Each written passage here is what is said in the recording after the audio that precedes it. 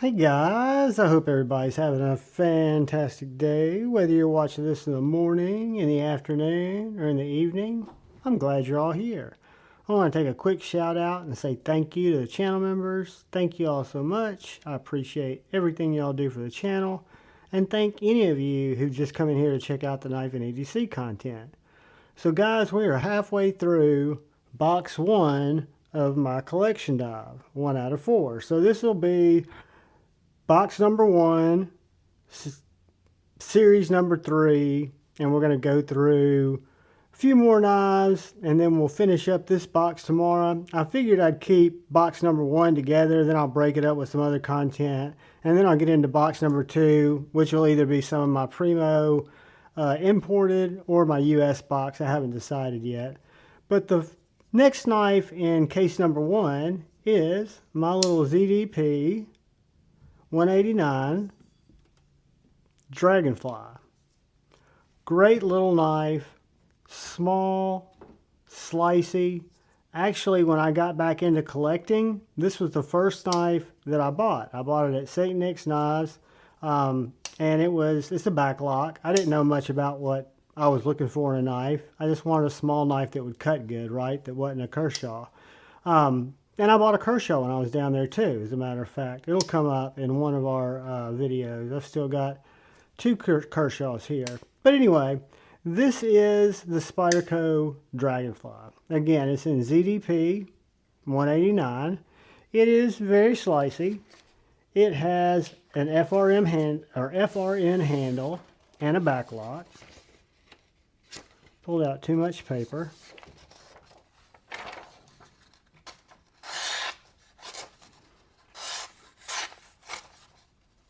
I've had this knife for probably going on 3 years, and it hadn't been, you can tell, it hadn't been sharpened. Probably would not hurt it to sharpen it so it will cut better. But yeah, this is the little Dragonfly in ZDP that needs a sharpening, but we can make that happen.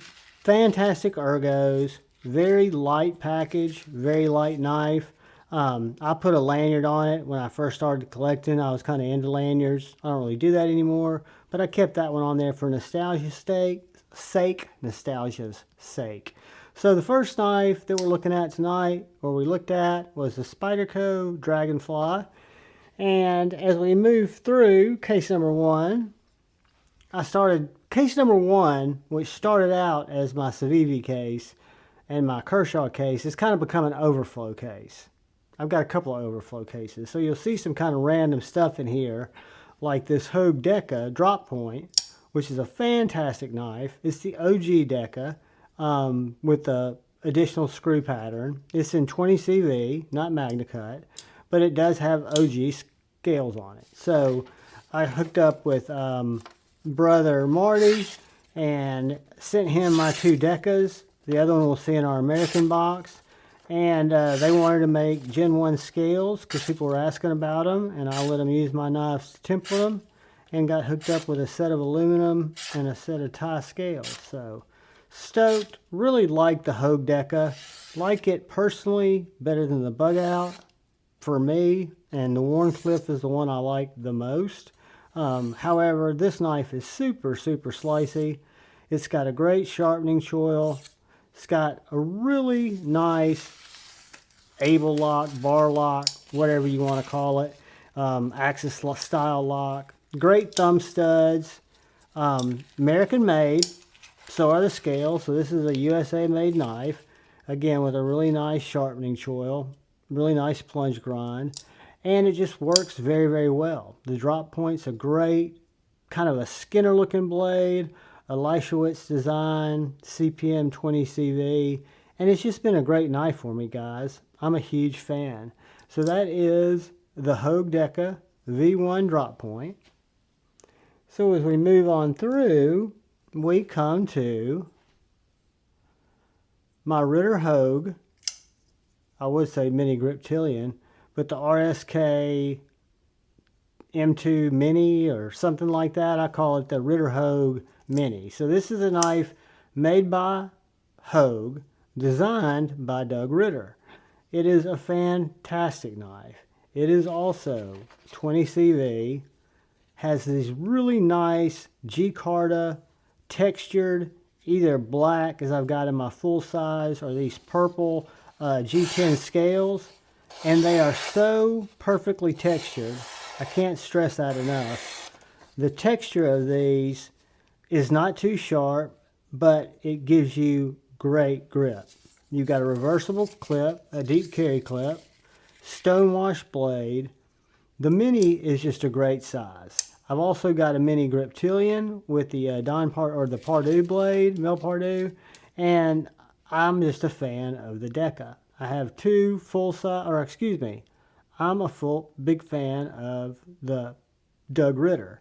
I've got two full-size Doug Ritters, and I don't even have a full-size Griptilian. But it's because, for me, when we look at these, and I'll do a shootout between one of these and maybe the mini bug out, but A, the texturing on the scale is far superior. The axis lock or bar style lock thumb studs, or studs to pull it back, to me are much more grippy. The G10 scales seem thicker. The thumb studs have more texturing on it. And to me, the blade's just sharper. Perfectly centered. Fantastic knife. I'm a huge fan. Also, these little liners are thicker in the Ritter Hogue than they are when I compare them to my Benchmade. But this is the Ritter Hogue. I think it's a RSK1 Mini, but I could be wrong on that. Probably am wrong on that. I will have them all listed out in the description, but that is the little mini Doug Ritter, we'll call it. So moving on, we come to a fantastic knife. This knife has moved around cases. It found its way into this case as things were added to my main import case, but this is the Quiet Carry Waypoint. This knife is what I would call allegedly a rust-proof knife. This Van X titanium liner, G10 scales, super thin blade stock, super thin behind the edge. An absolutely therapeutic slicer. We could do that for a while because it is that slicey. And it's rust proof, so it's great if you're in salty environments, if you live on the coast. It's on washers. It's got fantastic thumb stud action. I can reverse finger flick it, but not very easily. I can't get my finger down this, behind this chamfering there, where you can see you've got more area on the thumb side. So it's a thumb flicking knife. It's not much of a reverse flicker, but it is very sharp. It does have a reversible wire clip. Very neutral, comfortable ergos.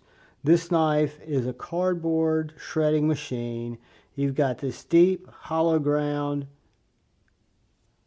Van X blade, this nice tumbled finish.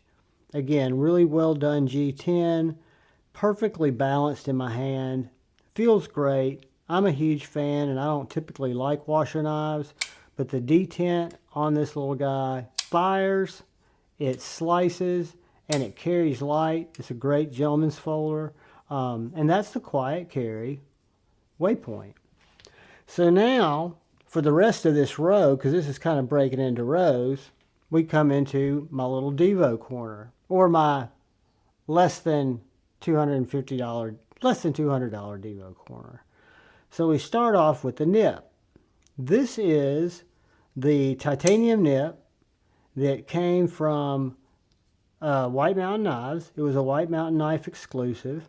This one is in CPM S90V and titanium. I picked this up for, I want to say it was $1.99, and then I used my Javon 10 code, saved 10%, brought it down, another $19. So I felt it was a really good deal. I felt it was such a good deal because this little knife to me is probably the perfect fifth carry knife. You've got titanium scales. You've got a titanium backspacer with a really well-engineered lanyard loop if you're into lanyards. A great deep carry minimalistic clip. You've got a little bit of color with the black pivot collar.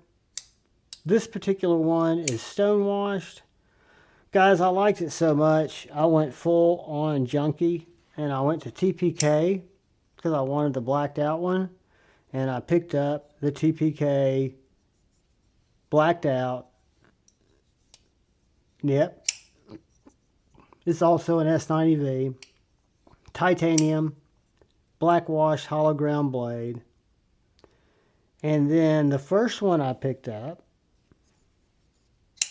was the purple nurple satin. I was in line at Divo when these dropped, picked it up, used, I don't know if I used my Javon 10 code or if I used the Divo code, but I used the code because Kevin had been promoting it. So yeah, guys, in the amount of 2 days, 3 days, I picked up 3 nips. I did not pick up the Jack Sparrow because I felt like it was too close to my purple nurple. And in hindsight, I'm glad I got the 3 I did. I wish I'd gotten all 4, but this one's really light. These 2 are a little bit more substantial. They are all therapeutic slicers.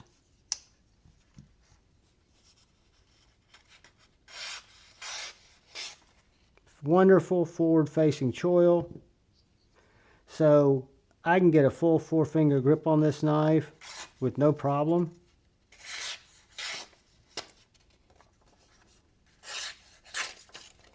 Super slicey. I'm just not getting a good look at it through the viewfinder. Great slicey tip. Detail cutter if you need it to be, right? Just a great knife, guys. The Divo Nip, I think, was perfectly designed. I can't wait for the nip slip. And those of you who haven't gotten one yet, I know they're coming out with a budget nip that should be hitting pretty soon. And I think that's going to be sold through Divo's website. And I do have, if you go to my link tree, I do have a Divo link with a 10% off code. So you can use Javon 10 at Divo Knives if you buy any future Divo products. But the nip is one of my favorites. So picked up a nip, picked up a second nip. One thing led to another thing, and I picked up a third nip. So moving on, I think the next knife that came out in my Divo row was the Divo Lush. I absolutely love this knife. Tell you a cool story and how I really got to meet brother JD for EDC is I went to buy this camo carbon fiber and it was sold out because I missed it by about 5 minutes and this was the first color to go. So I picked up the blue, the Arctic. I really liked it. Didn't have a problem with it, but I really liked this knife. And I mentioned something to JD during his review. Somehow I mentioned something to him. And he was like, well, hey, man, I like the Arctic. Do you want to trade? And I was like, dude, are you sure? And he was like, yeah, I'm sure. And so his was brand new. He just reviewed it. Mine was brand new. I don't even think I'd reviewed mine yet. And so here we are. I was able to get the one that I really wanted. And the reason I just love that one is the handle pops color so much. You put UV light on it, and it really, like a black light, like during Friday Night Flicks, the colors really pop. But you've got an S90V blade. You've got kind of traditional meets modern. To me, it's got an absolutely perfect grip. You've got jimping here, you've got jimping here, deep hollow ground blade that I've gotten dirty, excellent lock bar access, drop shut action, front flip it from the front flip it from the top, or like I like to, get in the fuller, middle finger flip it. You've got that concealed frame lock or bolster lock. And again, just an absolutely fantastically designed and built knife. I love it. The Lush is one of my favorites. So when the Mash V2 came out, I picked one up. And it was the black with the satin blade. But when the Mash 2.5 came out in 154, I picked up a black hardware kit because I wanted to do a blackout and a blade swap. So this, you can tell, is the Mash 2.5. You see your pivot collar there. Here you don't have a pivot collar, so this is the Mash V2 body. The blades switched perfectly. So I've got a blondie now that's perfectly centered in 154. And I don't think there are any others like it unless somebody else modded it.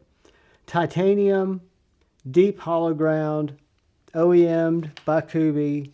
Fantastically done. The Mash used to be kind of an underwhelming knife to me, and now it's quickly become my favorite. It's definitely the most slicey. So this is a mixture between a 2.5 and a 2. This is the 14C, difference between, or a mixture between a 2.5 and a 2. And the only thing it's missing is the pivot collar. And then I took the black blade off the 2.5 and, or excuse me, yeah, I took something off. Somehow I made it this way. But this is my blackout. And then I grabbed the carbon fiber because I love this knife. So this is another threefer that I picked up. I bought all these from Divo Knives. I need to get some wicked clean on my blade, but this one's satin, carbon fiber. This one's not been modded. So this is just like it came from Divo, except I have flipped it off center.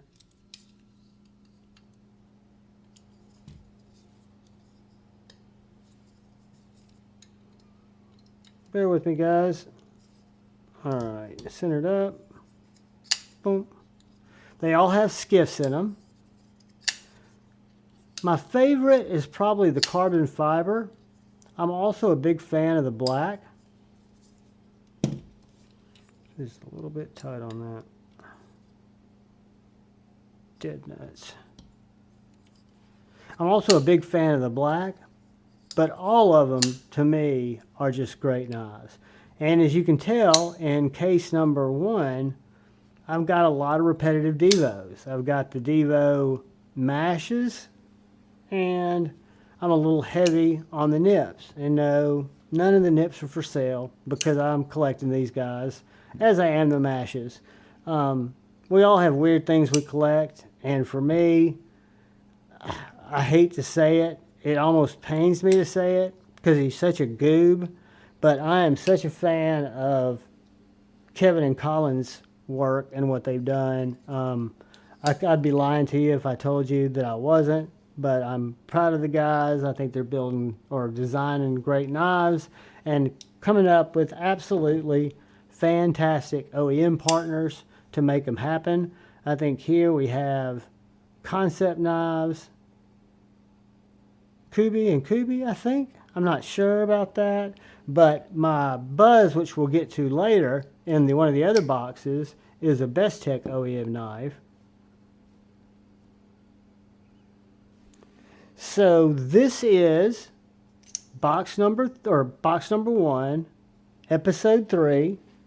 We have one more episode in this knife case, and then we will be moving on to a couple of regular videos for y'all to cleanse your palate, because this is probably getting boring as hell. But I figured even if I put them in a playlist, it might be easy to follow them. At least do one case, then a break, then a case, then a break, then a case, then a break. So this is, again, episode 3, still in case number 1. One more video that'll come out tomorrow when you're watching this, if you watch this on the 22nd, on Wednesday when it comes out. But guys, I appreciate you so much. Please please, please look out for the guy or gal to your left. Look out for the guy or gal to your right. If you haven't had a chance yet, please hit that subscribe button, that bell notification icon. Go forward with love in your heart. Look out for one another. And please, always, choose debate, not hate. I love you all. Peace.